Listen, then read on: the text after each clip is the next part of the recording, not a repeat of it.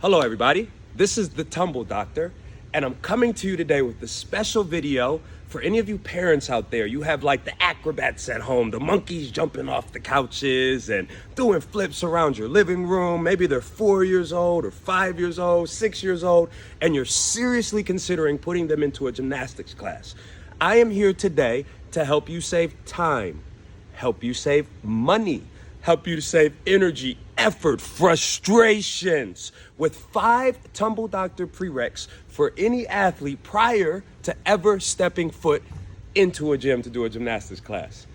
Let's see. So for the first drill, we have the classic tabletop. So the tabletop, what they're gonna do, they're gonna start with their feet in. You're gonna put their hands on the floor, fingers will face behind. They're gonna push their butt and their hips up into the air. The idea is to have a straight line from the knees to your shoulders. The example that I love to give is, okay, we have a tabletop. What we're gonna put on this tabletop is a bowl. Inside of that bowl, we are gonna have the greatest cereal of all time. Any of you 80s babies, you know, Lucky Charms, bro. And what's the best part about Lucky Charms?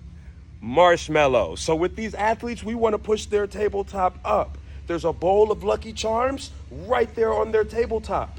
Do not drop any of the marshmallows. Those are my marshmallows. I'll be mad if you drop my marshmallows. The idea is for your athlete, again, push up, hold. They should be able to hold this position for 30 seconds. No sagging of the butt or hips, nice and solid. Bonus, actually put a bowl of Lucky Charms on their core and let's see what happens. 30 seconds, drill 1, let's see. The second drill. One of the most underrated physical moves, the push-up. Nobody likes them except for people with strong tumbling. So I'm not even gonna focus on your athlete being able to do a push-up, even though I would highly suggest it. What I am more so concerned with for drill number 2 is them to be able to hold the push-up shape, which we like to call hollow. So what they're gonna do, find a chair. Let's say the chair is about as high as their knees. You're gonna have them put one foot up, other foot up. Fingers are nice and straight, fingers are apart. Head is gonna be in. Their back is rounded, shoulders are rounded forward, and they can hold this shape for 30 seconds. If I kicked all the way up, I would be in the handstand. But you don't have to worry about the handstand at home just yet. For right now, just be able to hold that push-up shape for 30 seconds. Drill number 2. Number 3. I'm gonna call this one the Seesaw.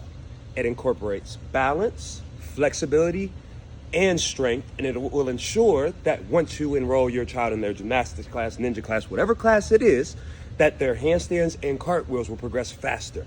So what you're gonna do, you're gonna start in what we call a lunge. So in the lunge, you just want your child to bend the knee forward.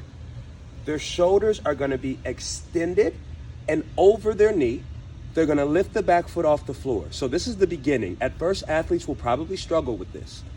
After they have it, the seesaw effect is hands come down, ears are covered, and then you come up. Hands go down, ears are covered, and then you come up. By having your athlete do that, we're ensuring that they have strong ankles, strong knees, and strong hips. I like to think of that as like they're putting armor on their ankles, knees, and hips.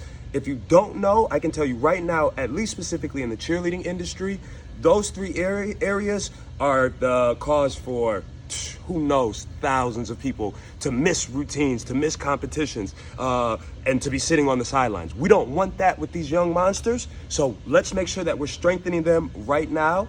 Let's have your child be able to do 3 seesaws on both sides. Got it? Drill number 3. Let's see. Drill number 4. I know the main reason that many of you are watching this. You want to see your kid do a backflip stand, aka a standing tuck, no hands. You want to see him flipping all over the beach on the playground. I get it for sure. I was one of those kids. If you want your child to be able to do this, then what you want them to do, drill number 4, be able to take a seat.